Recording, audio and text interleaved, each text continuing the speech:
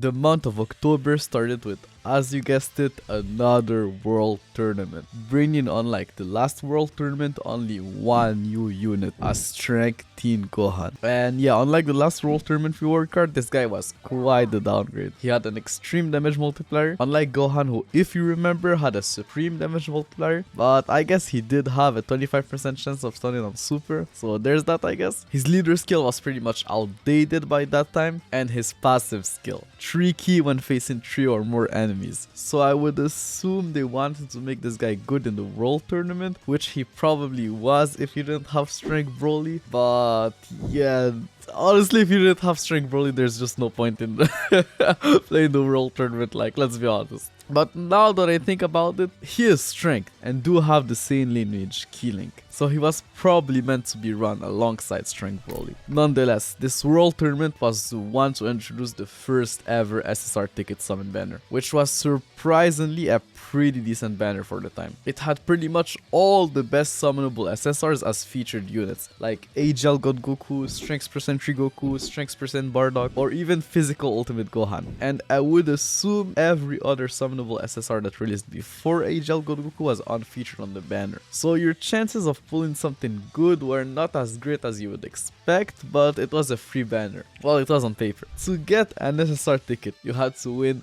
100 times. Like, bro, I can't even bother to get my 30 wins now with crazy units like my junior that literally turned the world tournament into a complete joke. And you're telling me that people back then were running this shit with no AoE units 100 times for a single SSR ticket? Like, bro. What kind of sick joke is that? Like, I don't even know how many times I'll have to say that during the series, but they really didn't give a single back then. The next week we got another strike character, Future Trunks, and if I'm not mistaken, this was the first strike unit to not have a key type leader skill. His leader skill just gave HP and attack to strength type units, which was probably seen by many as a downgrade, but he was a support type unit, so he was genuinely a very good filler option if you were starting the game and needed a good strength character or just a character to fill up one of your teams. Actually, now that I think about it, he actually was a decent option on Strength Broly's team, since his team was pretty much kill or get killed. So a unit that could support Broly and fit under his leader skill was very useful. 4 days later, they dropped a new banner introducing some new characters from the Cooler movie. SSR Physical % Goku, SSR Int Middle Cooler, and SR Text % Vegeta. The banner also featured some decent characters like the Tech Final Form Brothers, Strength % Goku, and AGL Kaioken Goku. The new Goku had the Strength % Bardock leader skill, an extreme damage multiplier, and a mediocre passive. But what made this guy stand out was his 50% chance to stun the enemy for 2 turns and decent link set. And I guess the fact that the Super Saiyan Goku name was not as stacked as it used to be did help him. But yeah, nothing crazy and not a must summon by any means. Int Middle Cooler on the other hand was an absolute beast. He had the same leader skill as Interlist, so 2 key to all types, a supreme damage multiplier, and he was a support type unit giving 25% attack to all allies. So pretty much the more damage oriented version of Interlist. But the crazy part is that he could run both of them on each other team. So it was just a question of what do you want more of. More damage with another Middle Cooler leader or more key with another Interlist leader. But the crazy thing about this guy is that unlike Turles, who had a very niche link set, this guy had a link set that worked pretty well with every other Wicked Bloodline unit. And he also came with a whole new set of free-to-play Metal Coolers, who were all pretty decent. So if you were a new player, you could legit just pull this guy from the free-to-play Metal Coolers and run a very good team. But that's obviously on paper. Their grind was another story. But first we have to talk about the SR Vegeta. He was not great. Subpar leader skill, huge damage multiplier, and only 2 key to himself and above 80% HP. I guess his link set was decent, but that's pretty much it. Now, going back to the story event, it brought 6 new free-to-play units, a new Cyclopean Guard, and 5 new Metal Coolers. The new Cyclopean Guard was actually alright for an SR. He had our Hercule leader skill, but was actually a support type unit, given a flat stat buff of 1000 defense to all allies, which made him a not so bad option against int type units or under one hand Spirit Bomb Goku leader skill if you really had no other options. Like, let's not forget forget the fact that this guy has 2 links. The middle coolers all had the same leader skill. Give it 1 key to all types, a huge damage multiplier and the same link set. But they all had different types and passive skills. AGL Metal Cooler gave 1 key to all allies when above 50% HP, so not a bad card at all for a free-to-play unit. Tech Metal Cooler debuffed the enemy attack by 20%, so not bad, but probably the worst cooler out of the bunch. Int Middle Cooler recovered 5% HP at the start of turn, coupled with the auto regeneration link. This was actually pretty decent and could add up really quickly. Strength Middle Cooler gave 10% attack and defense to all allies, so very good too. Physical Middle Cooler, well, he did recover 50% of the damage he dealt as HP. Like, that was insane considering the fact that the team was already hitting like crazy with the auto regeneration link and Int Middle Cooler passive skill. But their grind was tedious, like yeah, like very bad. You had to fight like a zillion middle coolers and the coolers were dropped completely randomly, so you could be stuck with like a million copies of the tech metal cooler but none of the strength metal cooler. Like, it really felt like you were in the movie grinding these guys, so I'll give them that. And that's not even talking about the medals needed to awaken them into SSRs. The stage could drop at most 2 medals on the Z hard difficulty, but you needed like 50 of them to awaken all the coolers. So if you do the math, there was a probability that you had to run the event 50 times to awaken them all, which doesn't seem that bad. Now, don't forget, at the time there's like no like auto mode, like the stamina bars are very small since people are not like very high level, and you don't beat the stage just when one super attack, you know. Like, it takes some time to beat the stage. It's just now you can just pull out like LR Beast Gohan, LR Super Saiyan Gogeta, like LR Broly, they just one shot everything.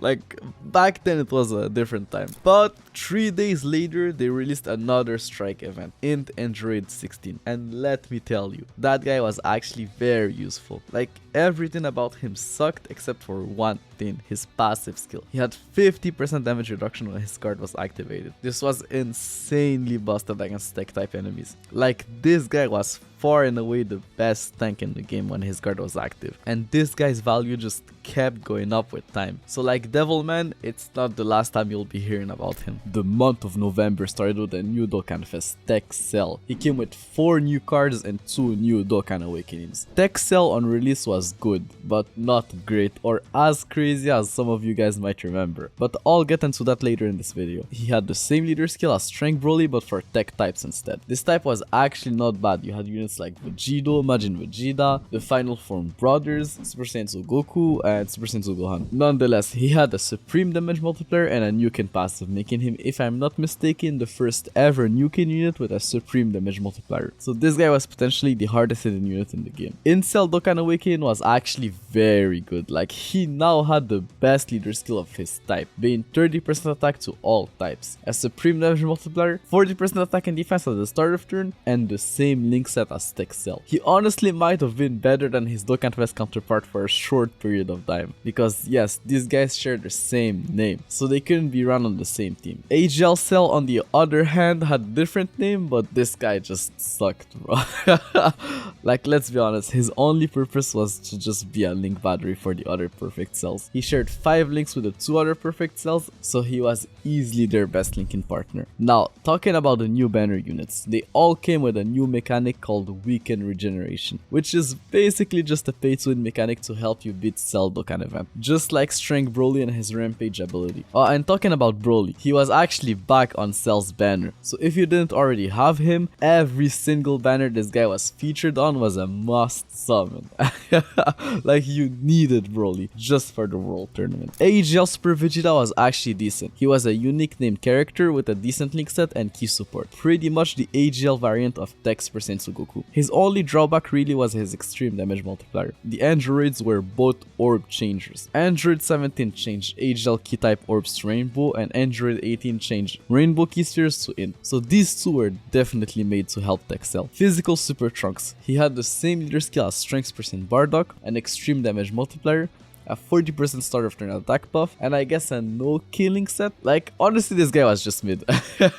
Like, he didn't bring anything new or special to the table. You're better off just running Strength Spirit Trunks since he had better stats and a higher starter option attack buff. He also had the Soul versus Soul link, which also weakened the regeneration and Cell's Dokkan event. So even in Cell's Dokkan event, you were better off with Strength Super Trunks. Now, talking about Cell's Dokkan event, as I said earlier, the farmable Cell was not great and nowhere near as good as the Super Saiyan Broly that you could farm from Broly's Dokkan event. But on the bright side, Cell's actual Dokkan event was easier than Broly, simply because of the fact that you had more options. Every unit in the game that had the Soul versus Soul link now also weakened Cell regeneration. I think that maybe they realized it wasn't that great of an idea to make every Dokkan event pretty much unbeatable unless you pull the new units. But actually, now that you think about it, doesn't this remind you of something? Like, isn't that how Legends used to work? Or actually, it might honestly still be like that. I haven't really kept up with the game in a long time, but I remember that when I used to play Dragon Ball Legends, you legit had to pull the new units to beat the new PvE content every single celebration. Well, at least that's how I remember it. But you're probably wondering why I'm talking about Dragon Ball Legends. And it's because if you didn't know, Toshi, the current producer of Dragon Ball Legends, was actually the old producer of Dokkan. So I'm not saying he had something to do with it, but it is a little sus. And we know that he left somewhere around the 3rd year anniversary. And if you guys didn't know, Dokkan became extremely free-to-play friendly somewhere around that time. But enough said, we'll talk about that in due time. Within the same celebration, they actually updated the Friend Summon banner and added SR Tech Hercule into the pool. People had no idea that this guy would later down the line awaken into an LR. But he did have some use because he had the Soul versus Soul link at the time, so usable in Cell's Dokkan event if you had no other choice. The next week we got a new strike event featuring none other than Piccolo. But funnily enough, this guy was already obtainable before his strike event. He was actually obtainable as a reward during the One Piece crossover campaign. Nonetheless, this guy was just the tech version of the strike strength future Trunks. At the same time, they dropped the filler banner introducing Gotenks into the game. He had the same leader skill as Physical Ultimate Gohan or Interless, had a supreme damage multiplier, a Nuking passive, and a decent link set. So honestly, not a bad card at all, and his banner was not bad as well. It featured Tech Vegito, Physical percent to Goku, Strength percent to Vegeta, and Strength Majru. 3 days later, they released another strike event, this time featuring Tien. And bro, I honestly don't even have the words to explain how bad this guy was. Forget about the leader skill and a huge damage multiplier. Just look at that passive, a rare chance of stunning all enemies. But do you actually know what that percentage is? It's 2%. He had a 2% chance of stunning all enemies for 1 turn. Like bro, in Jacko, who was a farmable SR, had a 7% chance. So yeah, this guy was just horrible. A week later, there was a monthly world tournament. I wasn't joking when I said that there was going to be a new world tournament every single month moving forward. Nonetheless, this world tournament was the same as the previous one, with the new reward card being a Kaioken Goku. He could greatly stack attack on super and had an orb change in passive skill. So it was clear as day now, the new meta was Nuking units. And to make it even clearer, they released a new banner alongside him, featuring 3 new Nuking leaders: AGL Golden Frieza, the AGL type Nuking leader, Tech Goku, the Tech type Nuking leader, and Physical Super Saiyan God Vegeta, the Physical type Nuking leader. They all gave 30% attack to their respective type per same type orb obtained. Honestly, that was something insane at the time. It pretty much just blew every single attack leader skill out of the water. Like legit now, it was either you were running a Nuki leader skill or a key type leader skills. Like what's the point of running anything else? AGL Golden Frieza, this guy was simply the best tank in the game, and for a very long time. Like bro, this guy is probably single-handedly the best agent unit of all time. He released in 2015 and I still use him to this day when I have the chance. Like it's crazy. The blue boys on the other hand were not like those crazy tanks, but orb changers, which was actually more fit into their role and leader skill. And Tech Goku leader skill was a game changer for Texel. With his new Nuking leader and all the new orb changers, Texel was now far and away the hardest hidden unit in the game. This banner also came with some new filler SRs and Rs. There is nothing really to say about them except for one guy, Tech Jacko. I don't know if this guy is bugged or they just didn't care about the wording, but this guy to this day has a 100% chance to stun all enemies once only on first appearance. This made him an insanely valuable unit for the world tournament, and even in SBR or ESBR. It's actually thanks to this guy that I made my first ever Super Rubber stage, but we're getting ahead of time. The month ended with 2 new strike units, Skinny and Fat Goat tanks. They were both nukers and very good options if you pulled one of the new Nuking leader, especially Fat Goat tanks who was crazy on physicals percent confidence testing. The month of December started with a new Dokkan Fest, Kid Buu. This guy was just something else. He had an insane support type buff, 50% attack and defense to all allies when above 80% HP. Like bro, when you think about it, this buff is still good to this day. So just imagine how crazy it was at the time. His leader skill was also not bad because of how it worked. When you were above 50% HP, it gave 50% attacks to all allies, and when you were below 50% HP, it gave an attack buff equal to your current HP. So for example, if you had like 26% HP, the attack buff would be 26% attack. So he was now by far and away the new best attack to all types leader. His only downside really was his link set and maybe being low HP, but it wasn't something likely to happen if you were running him alongside other Buu units. AGL Kid Buu on the other hand was okay, I guess.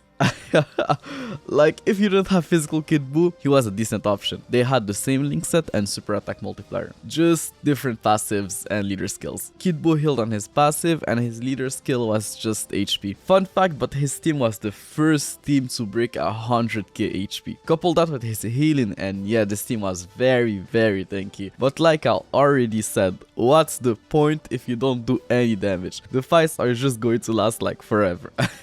The free to play Buu that came with his Dokkan event was not great. I guess if you didn't have the summonable tech super Buu, you could use him as a filler unit, but otherwise you were better off just using this guy to raise the spread attack of the summonable super Buu, who was better in every way. Kid Buu also came with 2 new SSRs and 2 new SRs. They all had this new pay to win mechanic where they could heal 5000 HP per candy obtained, which helped tremendously against Kid Buu's Dokkan event. In Vegeta was an in-type Nuking type unit, but there was no in-type Nuking leaders at the time, so he wasn't very useful. And him being int also meant that there was no way in hell you were running this guy against Kid Buu because Kid Buu was physical. Strength Goku on the other hand was very good against Kid Buu, and unlike Vegeta had a supreme damage multiplier. And bro, now that I think about it, they really shafted Vegeta hard. Not only was he int, but he also had an extreme damage multiplier.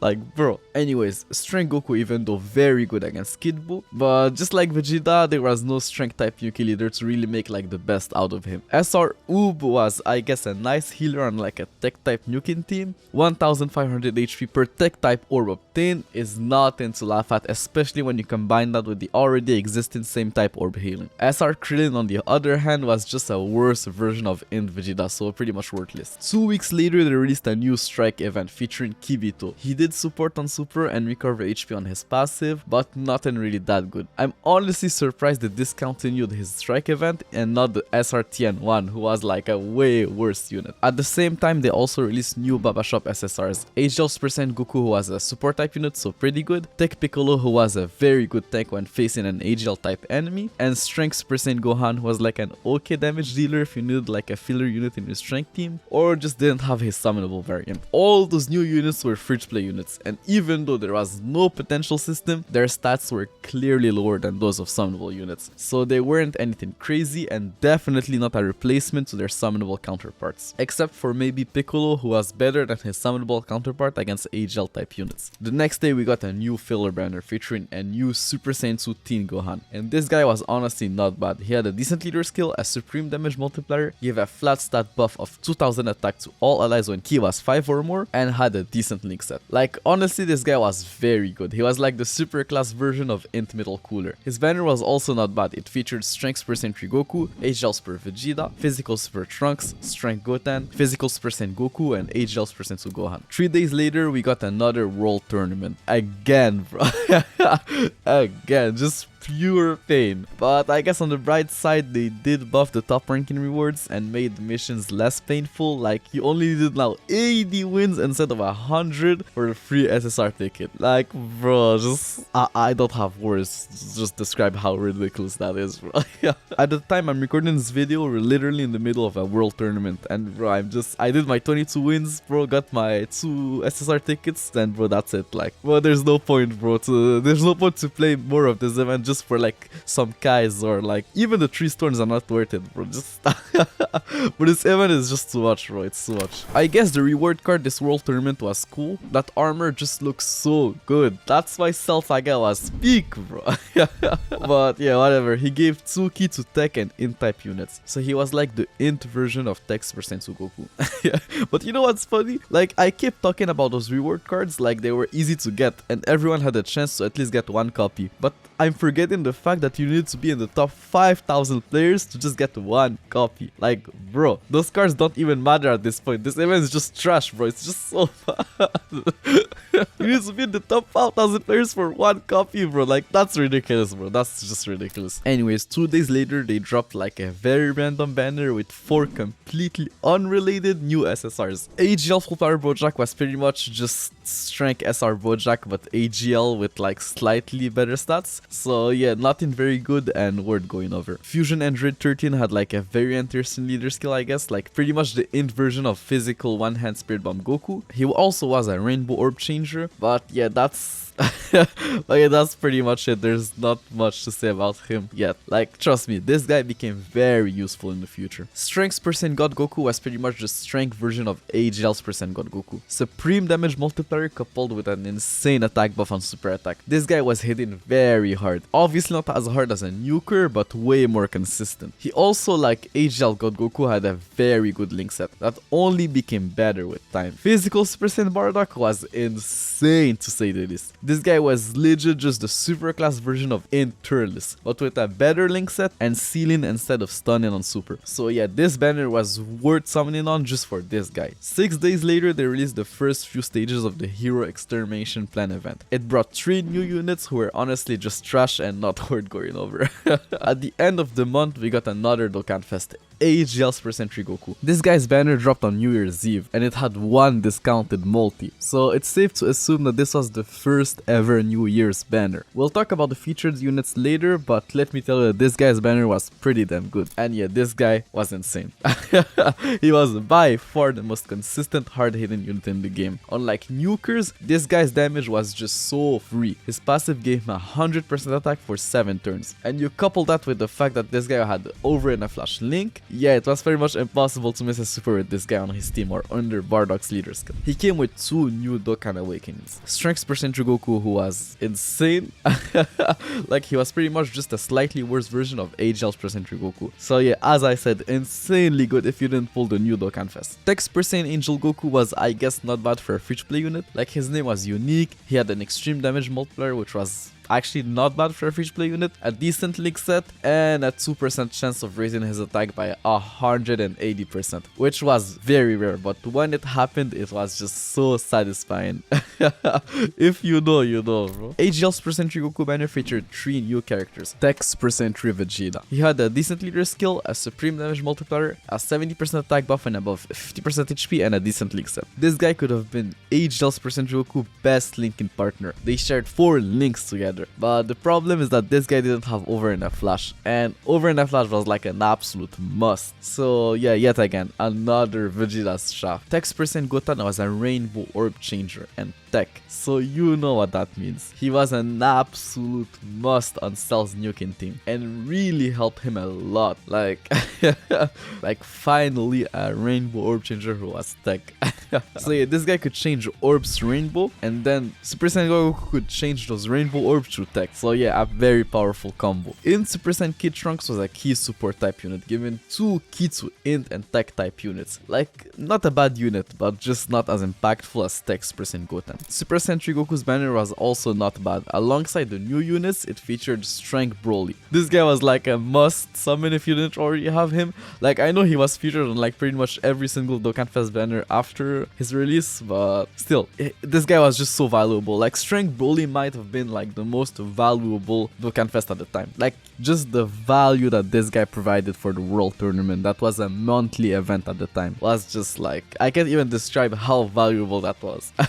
Anyways, it also had Tech Cell, Strength's percent Goku, Tech Vegito, Physical's percent Gohan, Tech Majin Vegeta, and Tech Super Buu. Like, honestly, that banner was pretty stacked to say the least, and one of the best banners we had seen yet. As for Super Saiyan Goku's Dokkan event, if you had pulled Cell and Tech Blue Goku, that event was was actually pretty easy. All you had to do was survive the first phase and then nuke Super Sentry Goku with items in the second phase. On the other hand, if you couldn't nuke Super Sentry Goku, this event was very hard.